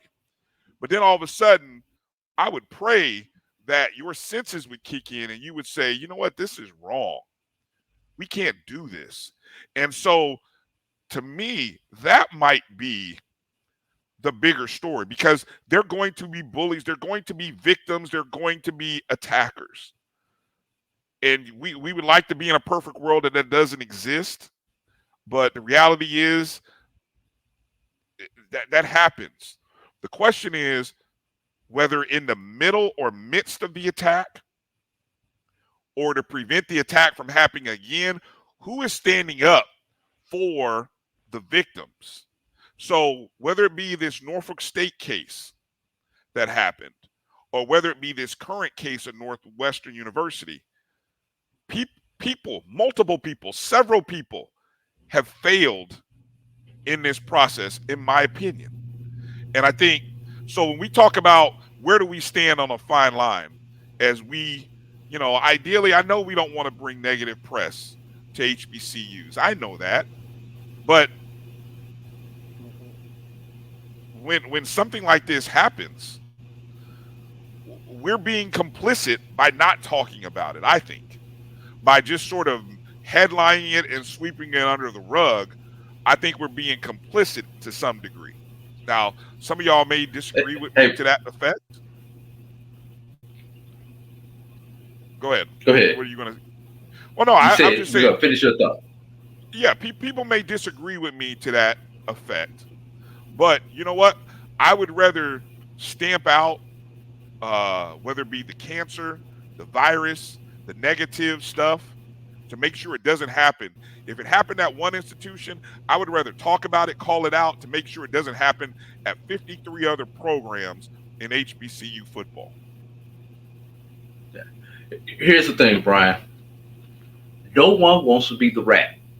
No one wants to be the one. I don't give a damn about being a rat. I don't give a damn. That's a prison culture but that's right there. The mentality, Brian. No, that's the mentality. We got to get out of that. We got to get out of that, Drew. Come on. We got to get out of that. That's the mentality. That's the mentality that people have. I don't want to be the one to tell you. We got to get out of that. But I'm gonna tell you what I used to. I made this perfectly clear to a lot of players, a lot of teams that I coach. I have your back as a coach. I have your back until I cannot any longer have your back. Do not put me in a position where I have to choose whether I need to protect you or tell something. That means do the right thing. Keep your job, keep food on the table for your family. Yeah. If you do something wrong with the right intentions, I can support you. Because that happens.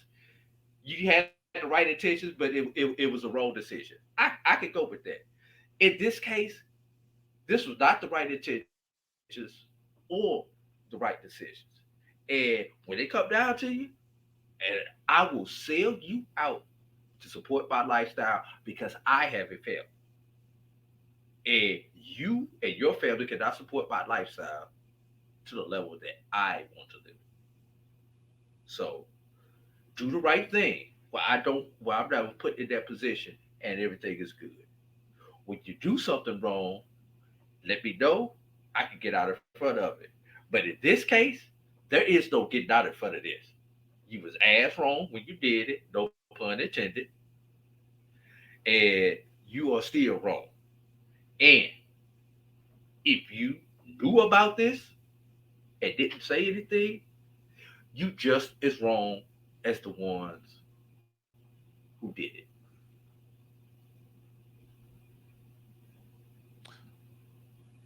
Okay. All right.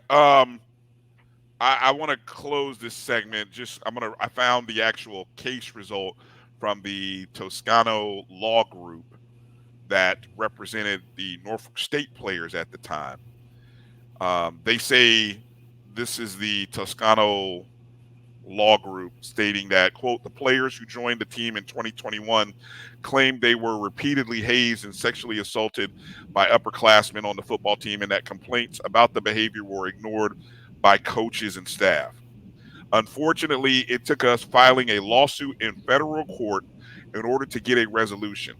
But we were humbled to represent these two courageous young men in their pursuit of justice against Norfolk State University for behavior they endured as college football players. Thankfully, our clients are resilient young men, and we are very hopeful about the future. To raise awareness to a larger problem of sexual assault and hazing in American football, Toscano announced the founding of a 501c3 nonprofit organization called Goal Line Stand Together. GoalLineStandTogether.org. So I'm going to do more than what I did previously, which is follow up and kind of find out where they are in this process. And I I think even for my own benefit, I'd love to see if we can get an interview with Diane Toscano, who was the lead lawyer in this, and just sort of find out how these two young men are doing, and if this current Northwestern case brings to light some things that were overlooked, missed, not only by the university but by journalists as well. So we'll kind of keep you guys abreast of that. One thing related but not related to that, Brian. Raekwon Smith, former Norfolk State athlete who committed earlier this year to Elizabeth City back in May, has committed to Virginia State. He decommitted from Elizabeth City and it has signed with Virginia State. Okay. Yeah. So he bring it up because I know he was king of NIL and was around Norfolk State during the time of all that stuff. So I just thought that would be interesting to bring that up. That related. He said and he left the team after 2021. He left the team after 2021, if I recall correctly, to concentrate just on track. So yeah. I don't I would not be on track. I'm just speculating here. I would not be surprised if there aren't some coincidences with that. Just I'm shooting in the dark. Could be totally wrong, but that's just me. That's what I do sometimes. All right. All right. Let's conclude the show here by quickly kind of mentioning the SIAC Football Media Day, which is coming up. All right. That's going to take place at the College Football Hall of Fame in Atlanta, Georgia on Wednesday. Now, the day before, the SIAC Hall of Fame class of 2023 is going to be announced, or more so recognized, as they already announced. And just so you know, the honorees for that class of 23. You have the 1993 SIAC Women's Track and Field champions from Alabama A&M. So the entire women's track and field team will be honored at that ceremony. You also have Administrator Dr. Ernest McNeely of Allen University and Stillman College. You have contributor Calvin, and I hope I'm saying his last name right. I might not be. Smyre or Smyre, S-M-Y-R-E. He of Fort Valley State University.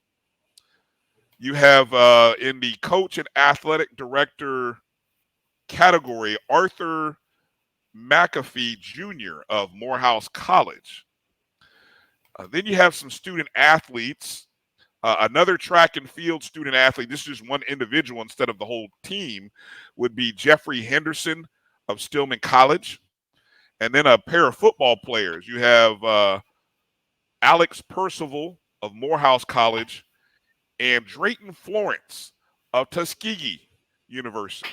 So those 7 individuals or 7 groups will all be recognized at the Hall of Fame ceremony on Tuesday night. That's tomorrow, right? No, I'm sorry. I got that all backwards. Okay, so, oh, this is going to be a cluster. Anyway, okay, so apparently how this is going to go, yeah, you know how this is going to work out, Drew. So that's why I said what I just said. The itinerary, I'm looking at it here. Now, I'm assuming this is still what's happening. The media day will be from 8:30 to 11, and then from 11 to 1 is when they do the Hall of Fame ceremony. So you've got 13 institutions, and Drew, we have seen how hard it is for media to have any kind of worthwhile conversations. Nothing like what we do at SWAC Media Day. Now, SWAC Media Day is totally different. I love the way SWAC Media goes. It could be better, but I still love it. Take a conference with 13 people, Drew, and then give everybody an hour to talk to the media that's floating around. That's going to be fun.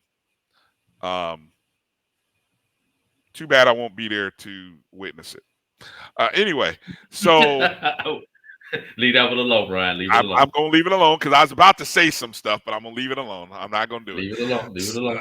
I am. But anyway, there's a list of names and individuals that will be in attendance. I think some of the names that I'm very interested in that you see coming back. You have Allen University's David Wright, quarterback. That'll be interesting to see as he may be the top returning quarterback in the conference. Benedict's Lubert Danellis, Defensive Player of the Year, should be the preseason Defensive Player of the Year. If Danellis Lubert is not the Defensive Player of the Year, Drew, somebody should be screaming and pounding on the table at that SIAC Football Media Day. Of course, he of Benedict, let's see. Who else do we have? I'm just kind of going through names. Don't sleep on Deshaun Hugie of Edward Waters University. Hugie, a running back for Toriano Morgan. I've been watching him since he was a freshman. I think this is how many years eligibility that brother got, man? You know what? I think this is actually his senior year. Is this his true senior or his COVID senior? His true senior, which means he's got a COVID year still left. Wow. Yes. So, yeah, I think he is somebody to watch out for. Just kind of going through some other names that kind of pop off the page for me. But look, this year, obviously, it's the wide open format. There's no divisions. Who are the teams? Give me. Let's do this. The 5 teams who are probably in the hunt for the title are who, in your opinion? Fort Valley has to be. We can say what we want to about Benedict. I agree. Fort Valley. I think Fort Valley, except for the fact that Benedict is the defending champion, Fort Valley would probably be the number one team coming out to be. Fort Valley should have been in the tournament last year, but they were unfairly denied. 8-2 record last year, 5-2 in conference. Yes. Only losses, I believe, were to Benedict and Albany State, I think, right? No, I thought they defeated Albany State. They lost to Savannah State. Yes, correct. They lost to Savannah State. Yep, they did. That hurt them. That's the game that actually might have cost them. That cost them because had they won that game, they turned around and beat Albany State the next week. They probably would have got in with a 9-1 record, and their only loss being to Benedict. I'm gonna tell you what else did not help Fort Valley. The fact that they beat Tuskegee, who lost to Benedict in the SIAC championship game, and the fact that Tuskegee was blown out by Benedict in the SIAC championship game. Okay. That did not make that win against Tuskegee stand out, look as impressive as it would have had that been a competitive Tuskegee championship game. That devalued that win. So I'm right there with you. We both have Fort Valley in our top 5. We both got Benedict in our top 5. Who else is in your top 5 teams to pay attention to in the SIAC that are going to have a shot at the title, or I should say, shot at the title game? Well, you've got to put Tuskegee in there. Tuskegee is Tuskegee. If Tuskegee is not in the race, then it's not SIAC. I mean, let's be real. They've got 29. Oh no, they've got 32 SIAC championships. So SIAC has been around for even with new head coach Aaron James. You don't think there might be some coaching hurdles for him? Quarterback is back, who he was his quarterback coach last year and offensive coordinator. So you've got that consistency. Tuskegee does have a returning quarterback, and that's what you have to look at. How many? Who has a returning quarterback? Lane, the most underachieving team. I don't know how that just came out, but it just didn't sound right coming out of my mouth. Most underachieving team in the SIAC last year. So much was expected out of Lane, especially with their victory over Tennessee State, but they just could not get over the hump in the conference schedule. So that's 4? And I'm with you so far on all 4. Let's see if we can find one that's different. Anybody that's different. Who's your 5th? Let's see if we're different. Okay. Everybody's probably going to take Albany State as the next team, as that 5th team, even with new head coach Quinn Gray, new quarterback or new system for the quarterback. I'm not sure if the quarterback is back at Albany State. I can't remember off the top of my head, but so we agree. Albany State is number 5 on both of our lists, right? Probably, yeah. Cheapestly, I'd say yeah. Okay, so let me give you 2 teams to watch. Okay, because somebody on that list is not going to. It always works that way, right? Yes. Yeah. Okay. Somebody's going to come from out the weeds, and we're going to see what's what. 2 teams to watch, and you mentioned one of them. Edward Waters with Deshaun Hughes. Toriano Morgan going into his 3rd season at Edward Waters. They lost how many games in the 4th quarter, Brian? I think we said 3. The last two possessions of the game last year.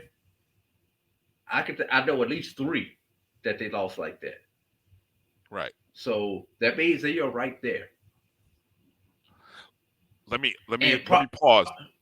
Before you give your second, to go ahead and finish your point. So before you give your second team, I want to make a comment about Edward Waters. Go ahead. I'm sorry, I lost you. You buffered for a second. I don't know if you. Yeah, but I was saying before you go to your second team, finish your comment about Edward Waters. I said they were right there on losing games down the stretch, and I'm trying to pull up the schedule from last year. I can pull it up here. I got it. So they lost to Clark by 5 points. They lost to Savannah State by 3. They lost the Florida Memorial game at the beginning of the year by 5. Those were the only those 3 games.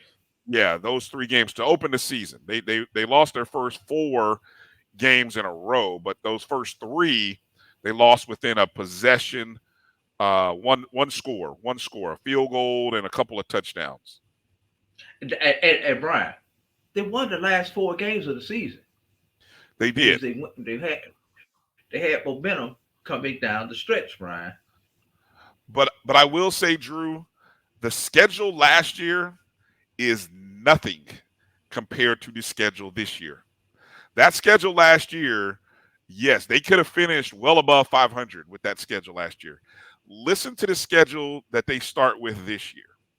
After Florida Memorial, they get into conference play with Benedict at home, at Fort Valley State on the road. Those are the first 2 conference games. So tough. That's tough. I mean, look, that's 2 favorites right there. Okay. Then later on in October, they've got a 3-week stretch where they are home to Lane, at Tuskegee, and home versus Albany State, and then have to travel to their rival, Allen University. So, but I'm just talking that 3-game stretch in October. So even if you come out of those first 2 conference games 2-0, or 1-1, 2-2. Can you come out? Well, I was saying that first 2 conference games. You're saying if they don't go 0-2, they're 1-1 would be great. 2-0 would be you're on cloud 9, right? But that stretch in October is the stretch that's going to, and this is the thing about the group schedule, Drew. What we'll have to do with our matrix that we have is we'll have to look and say who's got the tougher schedule. And I think between those half the schedule, our top 5 that we just talked about, Edward Water plays the top 5 teams that we just talked about. They play them all. So, look, Edward Waters, going 5-0 or 4-1, they're going to be playing for a conference title. But if it's 2-2, 2-3, 1-4, be another 500 season. Right. Who's your other team? Who's your other team? Allen. Okay. Allen probably has the second best quarterback in the conference. Probably the best quarterback in the conference, not named Kelvin Durham. That being David Wright.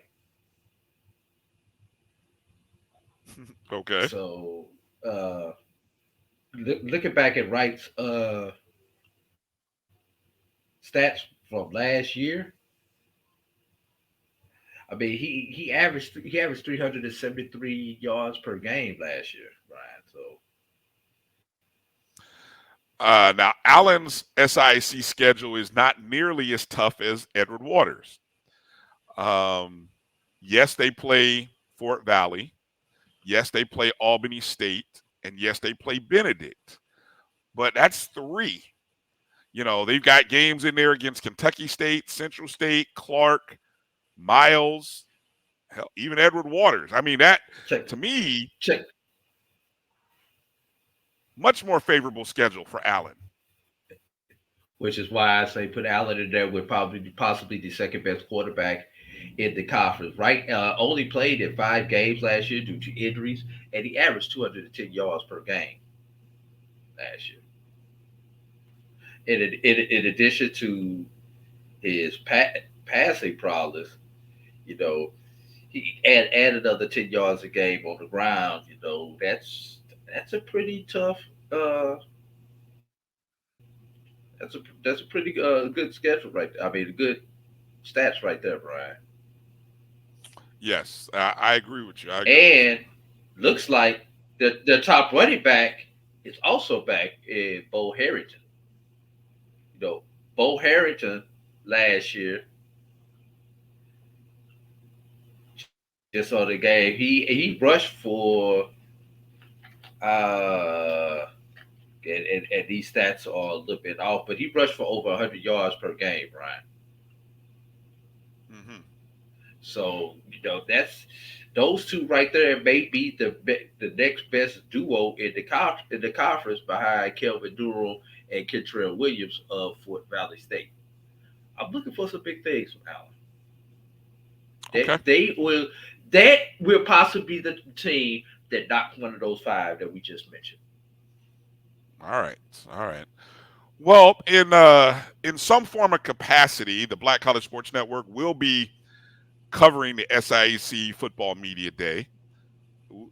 Just unfortunately, don't know how, don't know where, don't know how that's all going to work out. But make sure you are locked in and you are following us on Facebook, Twitter, and Instagram. I'm sure we'll make an announcement somehow, some way on one of those, or if not all 3 of those outlets. Of course, make sure to follow Drew on Twitter at BCSN Drew is where you can find him. And of course, I mean, because we've got several schools that we are partnered with in the SIAC. So we want to definitely be there to cover them. And I'm also hearing that there will be a big announcement being made on Wednesday regarding let's say maybe some increased media coverage of SIAC football for this upcoming season. We already got a new show focused in, but there's going to be even some increased coverage on a big time level for the SIAC. So we'll kind of keep our ear to the ground and we'll release that information when it becomes official. But that's going to do it for our show. Drew, any final thoughts you want to add before we get out of here? No, we did not get into the classic talk that we were going to do. We'll save that for next week. We'll save our SIAC predictions for Wednesday. But I do have one question about the classic, Brian. Go ahead. Is it a true classic when you play at HWCU? Think on that. That's interesting. I thought I'm you were looking going to at ask the list of classics that you sent me. Mm-hmm. And I see one classic where an HBCU plays and HWCU. I don't even know if where this game is located at. I don't know if it's at a neutral site or at the HBCU site. But I just noticed that it was against a non-HBCU and it's not homecoming. Matter of fact, I see 2 of them. I see 2 classics. Well, given the fact that we have some HBCUs in predominantly white conferences, Drew, I mean, that's liable to happen. Brian, 2 of these three are in HBCU conferences. Uh-oh. Well, there goes that right there. You don't want to call them out just yet, dude. I can. I'm curious. Who? Before you say, No, go ahead. Go ahead. Say who. What games are you referring to? Okay. All right. This year's John Merritt Classic features Tennessee State and Garner Webb. All right. Well, that is on the 16th. And Brian, now that I look at it, all three of these occur on the same day. The third weekend in September, the 16th. Well, Tennessee State's already lost the John Merritt Classic to a Division II school, which was late last year. So a non-HBCU? Look, if you lose to a non-HBCU, par for the course. Just par. Losing your own classic. On that same day, the Battle of Greater Baltimore features Morgan State and Towson. Yeah. Okay. I could see that one. That is an inner city matchup. So I get that one. Okay. I get that one. That one is a little more acceptable. I don't know. And I'm curious as to where that one is played, whether that's at Morgan State or at Towson. I don't know off the top of my head. You can look that up while I get this last classic. But it should be played at Raven Stadium, where it should be played. It should be played at Raven Stadium. I could go for that. I could go for that, and that's the classic. All right, and this last one is the one that really intrigues me, Brian. The Delta Classic. Valley and Delta State. D1 versus D2. Ooh. Which are literally next door neighbors. You know, it's been rumored for years that Delta State to absorb Valley. Should be the other. So it should be the other way around, shouldn't it? But it won't. Jesus. But let's take this one step further, Brian. Do you know that the FCS is traveling to the D2 school for this Delta Classic? Yeah, because didn't last year Delta State travel to Valley last year? Brian, when do you play home and home with a D2? When it's Delta State and you're Valley? Which shows you the value of the Valley program compared to Delta State. Because very rarely do you see a D2 get to host a D1. Maybe in a 2-for-1. Maybe at best in a 2-for-1, but not a straight home and home series. All right. Interesting. I thought when you started the question, I thought you were all three of these on the 16th. I thought you were more so talking about is a classic when it's a non-neutral site versus a home game classic. So that's another debate. I feel like that's an annual debate that we have, right? Is it really a classic if it's not at a neutral site? So otherwise, Turkey Day would never be considered a classic. The Turkey Day Classic would never be considered a classic under that definition. If it's a classic, there has to be. Hold on. Definition one of a classic. Is there a trophy? If there is no trophy that is given out at the end of the game, you cannot have a classic. That should be rule number one. Somebody has to invest in a trophy and a most valuable player, or outstanding player, whatever. You know what I'm saying? You have to have that. That's rule number one for me. So I would take that over. I'm not going to get into it with the home stuff because it is what it is. So, but I know there are some people out there who have that debate. So maybe that should be what we do when we look at our top 5 next week. So the Eagle Classic would be a classic because it's a home and home. If you use the home debate. Yes. But is that really a classic? Or is that just a rivalry game? I got to ask Jamie Walker. That's a rivalry game branded as a classic. Right. See, that's why I'm wondering, is there a trophy does somebody go home with some kind of trophy thing? You know what I'm saying? Yeah. All right. That's it for this show, right, Drew? I think we can put it to bed, and thank everybody for for watching. You can always leave a donation to the show right there via our Cash App. If you're watching us on YouTube, you can hit the super chat button and super tip. You can leave a donation there as well.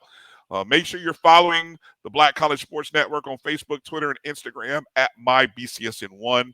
You can also find the SportsWrap on Facebook at BCSN SportsWrap. Follow me on Twitter at DRB365. I'm sorry? I said, you hear about my computer going off, all the emails coming through all of a sudden now? People are, I know, people are awake. So find me on Twitter at DRB365. Find Drew on Twitter at BCSN Drew. Download the Jericho Broadcast Networks app on the Google Play and Apple App Store. Just search MyJBN, MyBCSN. And hey, if you would, download the BCSN Pod Zone as well. Everywhere you listen and download the podcast, Spotify, Amazon Music, Google and Apple Podcast, iHeartRadio, and more, download BCSN Pod Zone. Listen to all the shows on the network. Tuesday night, you can catch Dr. Gaville's Inside the HBCU Sports Lab. And then that is 7 p.m. Eastern, 6 Central. And then Wednesday night, you'll get the O&G Strike Zone, 8 p.m. Eastern, 7 p.m. Central. All right, that's going to do it for A.D. Drew. I'm Brian Fulford. Thanks for watching, listening, however you are, consuming the BCSN Sports Wrap. And we will work our damnedest to be on our normal time, Sunday night, 6 p.m., 5 p.m. Central. But if not, you'll catch us on Monday as you are today. Thank you for watching and consuming. You guys be good. Take care. God bless. Peace out. Drop a like. We'll holler. But you stay on hard.